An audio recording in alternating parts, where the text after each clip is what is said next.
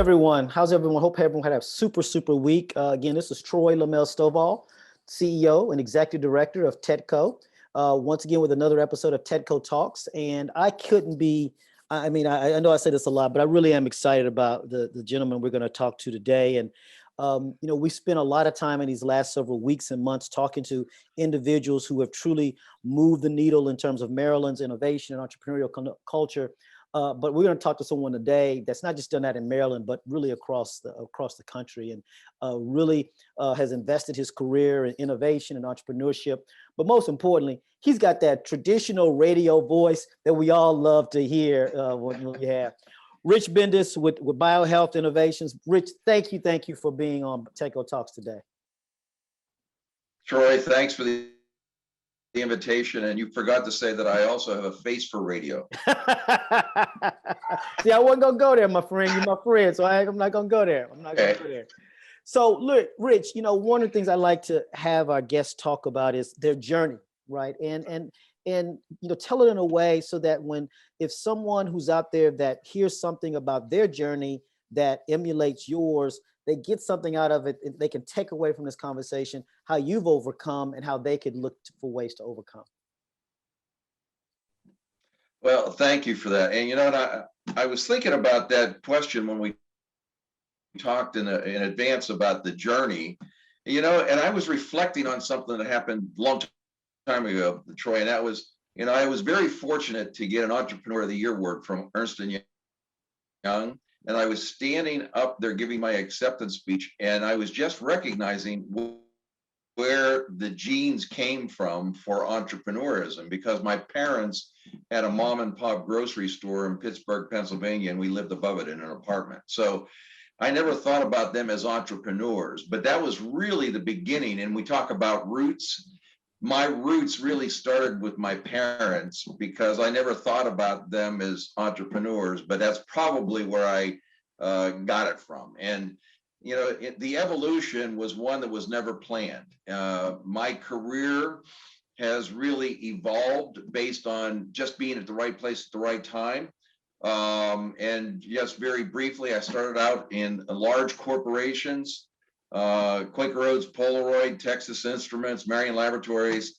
I had the fortune of being able to take an IT software company public on NASDAQ back in the 80s. And then after taking that public, had the opportunity to have a little exit, and I created a little fund because I wanted to give back. And I did this in Kansas City.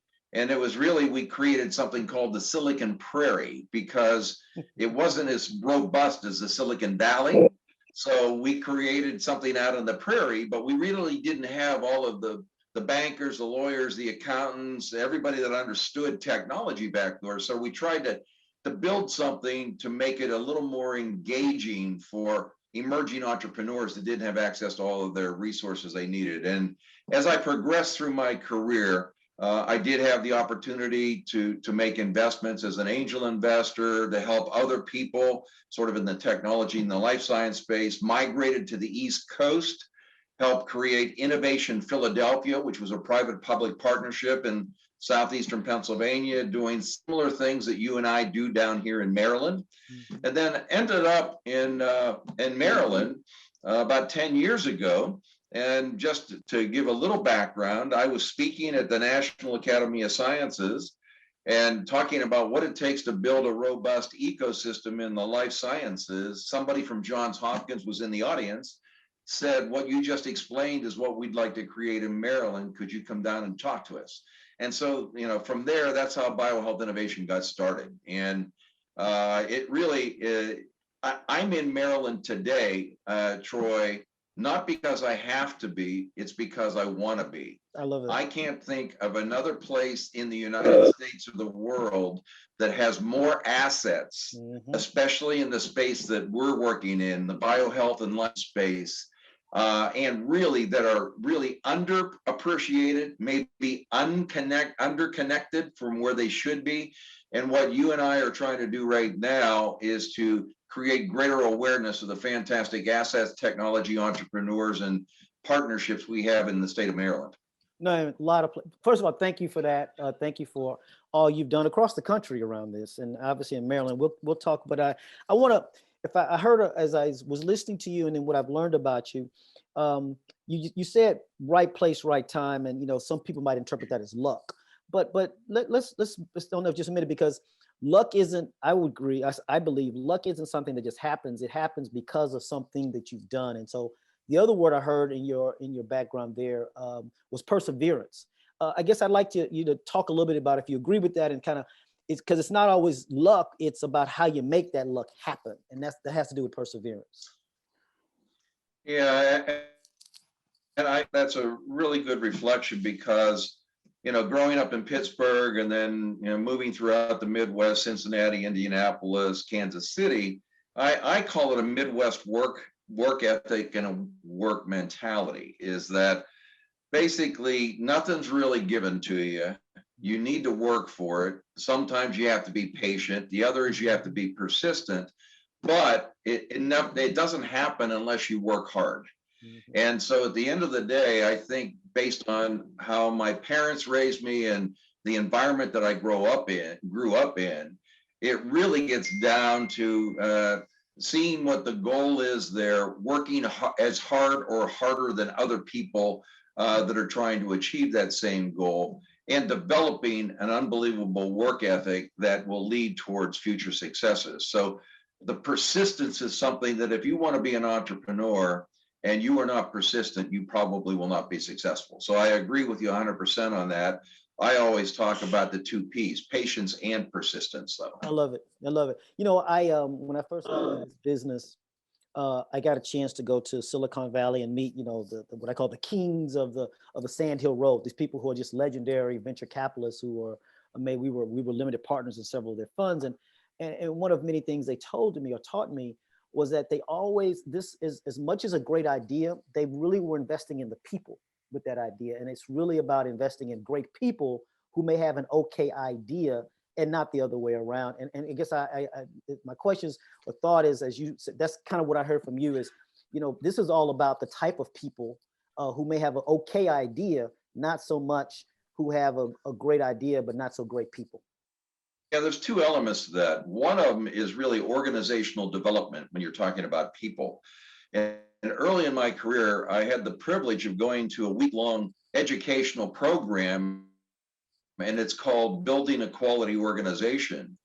And in that, it basically said, you're only as strong as far as your shadow will reach, Mm. meaning that I can only reach as far, but the two people that I can touch on either side have to be extensions and complement and bring other skill sets that I don't have in order for us to succeed more than just me or you doing it by ourselves.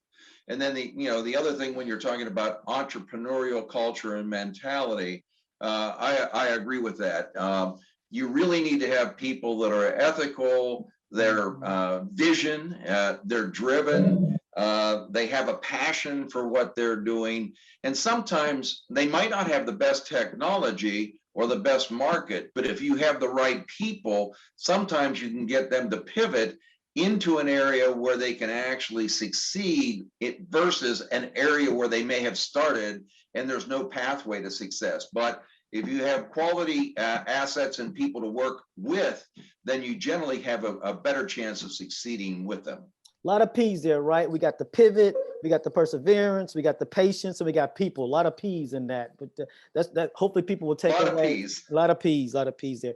You're reminding me of something I tell my kids, and someone taught me. Said you can. I tell my kids all the time that you can only rise, Rich, to the highest level of the lowest level of the people you keep around you. And so it's about elevating yourself by elevating those people, having people around you who can help elevate you. Yeah, I agree 100%. And you know what? We're very fortunate here in Maryland because if you look at the quality of the people that we have the ability to interact with, we have one of the most highly educated states in all of America. But yeah, I don't think the people here wear their pedigrees on their sleeve. I think that the people here might be well educated, but yet they seem to be down to earth. They don't come across with that mentality of better than thee. And so I think we really have high quality resources and people to work with within this whole Maryland innovation and entrepreneurial ecosystem, which makes yours and my job a little bit easier. Well, let's jump right into that. And so won't you tell our listeners a little bit more about BioHealth Innovations and kind of what you do for Maryland here in the ecosystem. And you mentioned these assets. You're right. I believe we have all these right assets. And you and I have talked about this notion of knitting them together and bringing them together, and the role that BioHealth Innovations has in making that happen. Yeah, if you really look at our mission for BioHealth Innovation, which I created back in 2011, the way we did it, Troy, was to say what exists within our ecosystem that's working and where are the gaps that need to be addressed that we can help fill.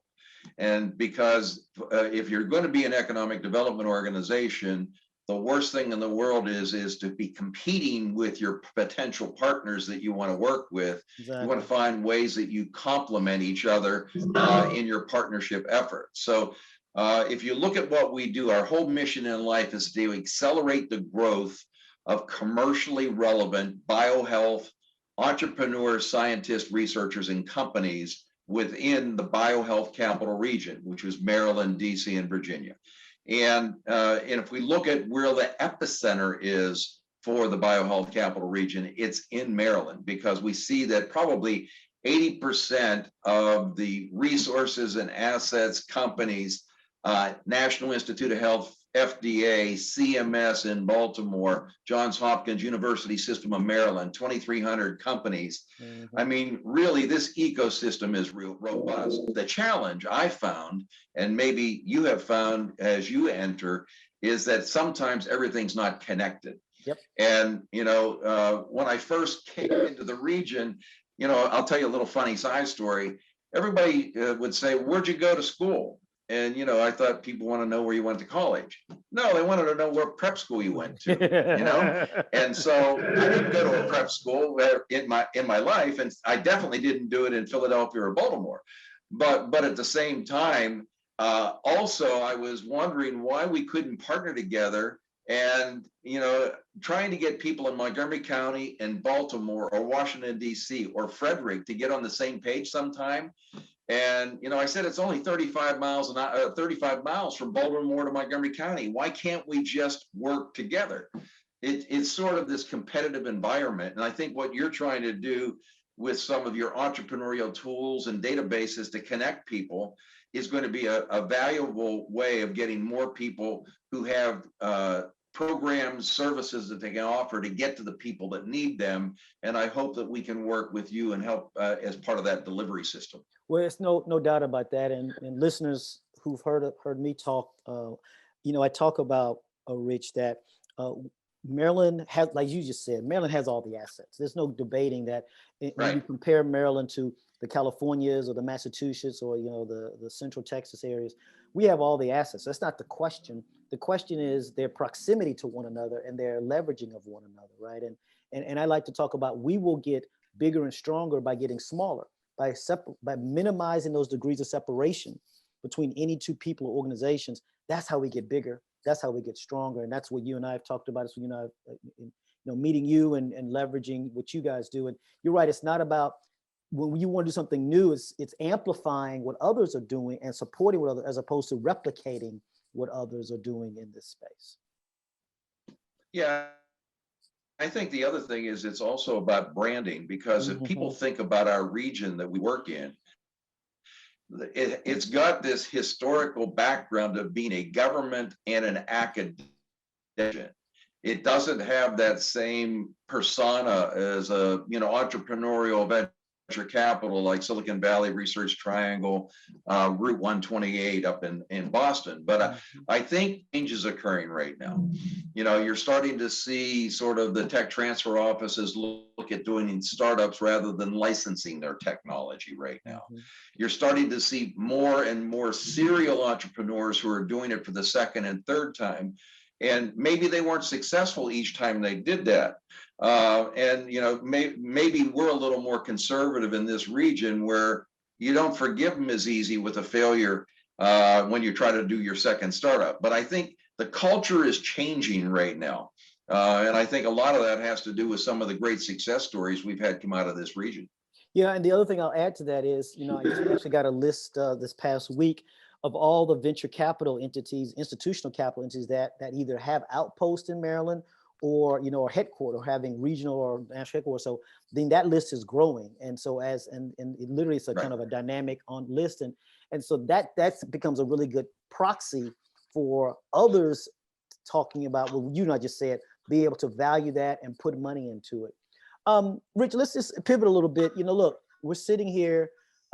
This is March of 2021, and the calendar year 2020 is behind us, but it doesn't always feel like 2020 is behind us, given we're still kind of dealing with. So, as Rich looks back to January a year ago, 2020, I'm sure you came into the year, you had plans for yourself and BioHealth, and then 2 months, 3 months in, you kind of threw all that out the window. Because of this thing we now call COVID. So I guess I want to know is, how has Rich personally pivoted? That's one, in your personal life, and then also how have you pivoted BioHealth through this, and how you're looking at as we come out of this? Yeah, perception, Troy. I think personally, all of our lives have changed because I have family in California, Indianapolis. I have them in New Jersey, Kansas City, and so the key is for holidays where we traditionally get together. For all of us, we didn't have anybody for Thanksgiving or Christmas this year. Yeah. We're doing family Zooms on a regular basis as much as possible. Yeah, and you find out that maybe we have more frequent communication with the family, even it's not as quality oriented in person, but because of the distance and the inability to see one another, we do have a little more regular communication with the family, which is a positive. I can't wait to go back and I've got 8 grandchildren and 3 children, and I can't wait to see them all in person. But from a business perspective of BioHealth Innovation, we ended up getting into the shutdown just like everybody else did right at the beginning. And our office is in Rockville. We've been operating virtually for a year now. I actually haven't been into the office in 12 months. Wow. We have our VP of Finance that goes in and payroll payables and things like that have to be done once or twice a week or every other week, but they go in for a short period of time, but not really with other staff members until everybody gets vaccinated. The funny thing though is that we had a plan that we wanted to implement in January. We've been working the plan, and fortunately, knock on wood, we actually achieved our goals in 2020. And I think that basically people have adapted to this virtual work style. Another thing that's changed, Troy, is the day never ends, because it's not like it's 8 to 5 in an office. It's basically 7 o'clock to 11 o'clock, and you could be doing a Zoom with somebody and it doesn't make any difference because the days and the hours run into each other. It's not like you're planning for this big getaway on Friday. So here we are on Friday doing TEDCO talks, right? Exactly. So no, I think that we alter our work behavior, but I'm very proud of our team. They have adapted extremely well. As a matter of fact, we've hired 4 people in the last 4 months, and those are new entrepreneurs in residence that we work with NIH on. And this is another dynamic of what's changed. In the past, our entrepreneur in residence program with NIH, they wanted everybody to live in Maryland so they could get to the office in Bethesda a couple times a week. Guess what's changed? Now they say, well, let's find the best person available wherever they are in the country that has the skills we need. So the last 4 hires, Angeles, Research Triangle, New York, and Louisville, Kentucky. And they're all doing work back here in Maryland, but they're not required to have to travel back to Maryland to go and be in the National Institute of Health office. So, in some ways, I think that's part of the dynamic we're going to see in the future. The new normal may be that we don't have to have everybody right near us and have to be coming to the office every day of the week. We need to make certain that we service our clients as well as possible, but that maybe be able to be done in this modified virtual world that we exist in today. No, I couldn't agree with you more. I'm in the camp that we'll get those that will get vaccinated, but you can't vaccinate fear, and you can't vaccinate the reality that some people aren't going to be comfortable being around a lot of other people. And so this notion of the 5 days in the office, I think it's dead. I think there's going to be more modularity, and people will work and live in places, to your point, where, I don't have to come in once a month or once a week. I can live in a different place. And I can tell you from a TEDCO/Maryland perspective, what I think that's going to think about is some of the rural areas of the state will start to gain some talent and some opportunities that we wouldn't have seen before, because individuals will be living in those what we now consider rural areas or non-urban areas. And I think that's going to create some interesting entrepreneurial activity in those spaces.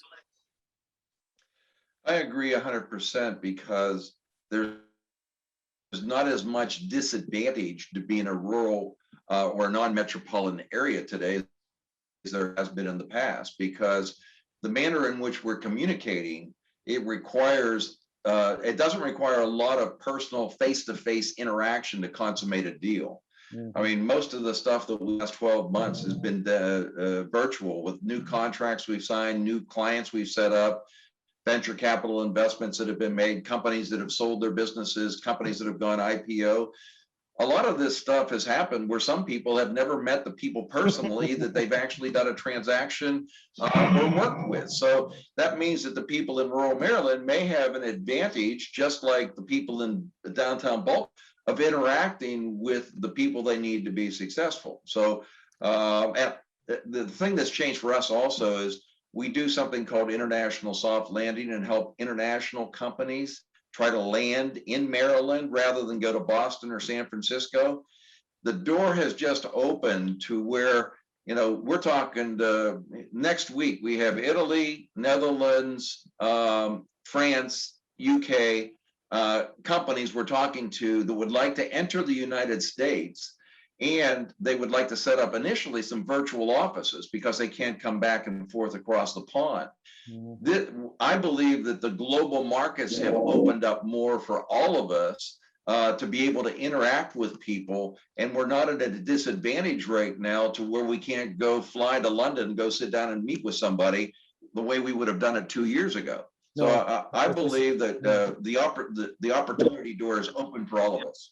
Well, you use the word opportunity. Let's you're in this biohealth space, and I'm an engineer, computer scientist by training, and the let's talk about this diversity that exists, or minimum, not enough diversity, I guess maybe is a better way to say it, in this space that you play in, that you have some knowledge and you're investing in.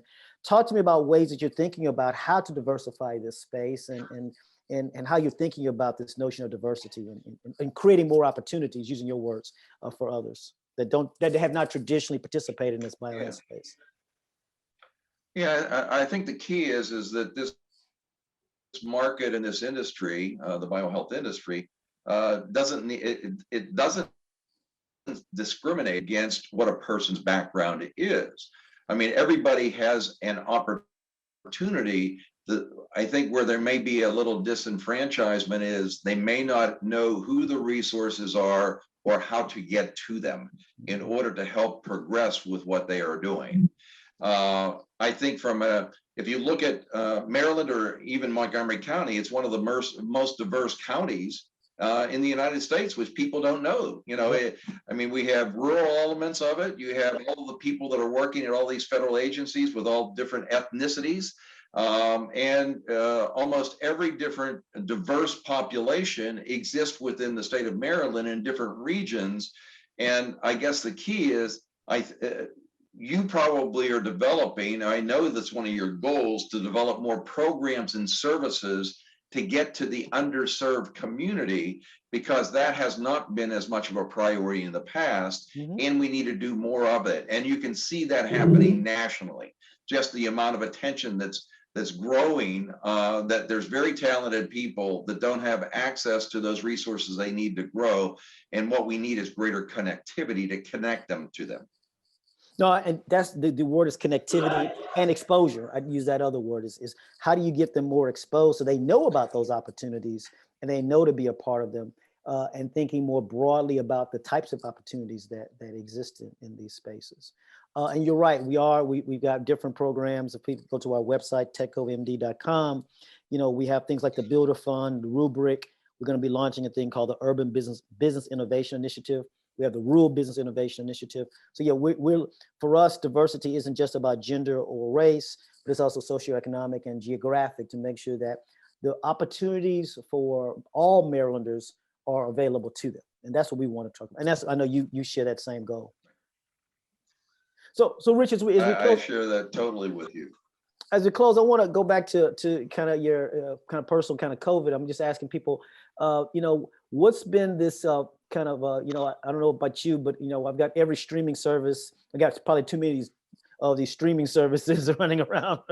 And with that, you pick up some old shows that, or old movies that you kind of been watching more than once.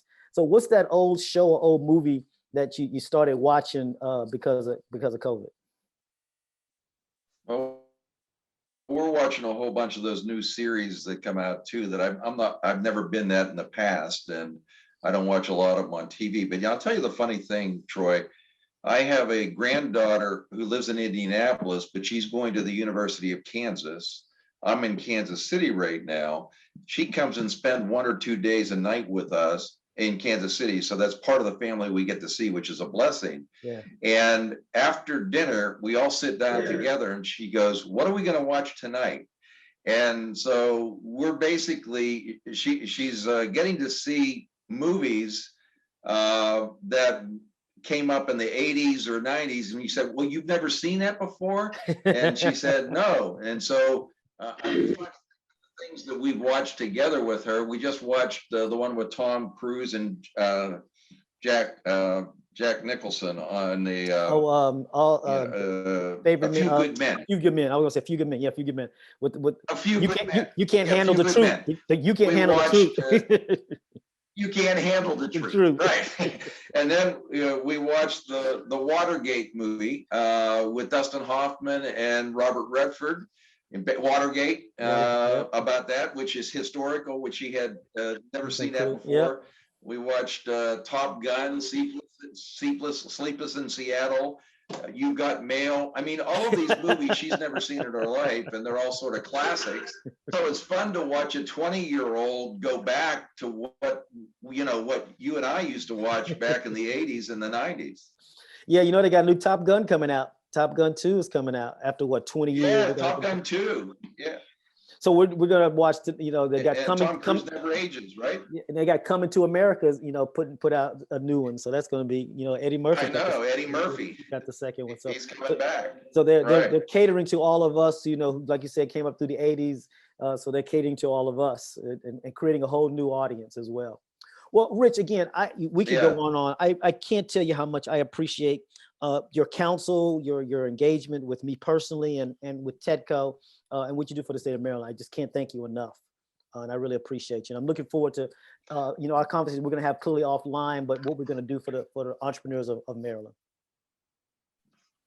Yeah, Troy, thank you for being inviting me on TEDCO Talks. And I think one of the things we can do is that I'd like to develop the opportunity for our teams to interact with one another. Absolutely.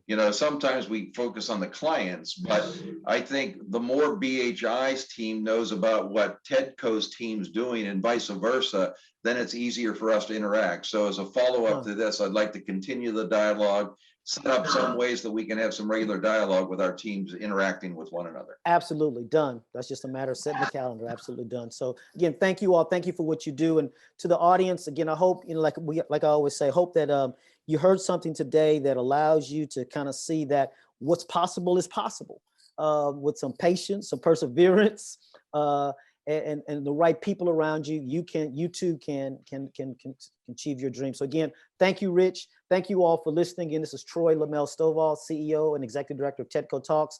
Thank you, and see you again at the next TEDCO Talks.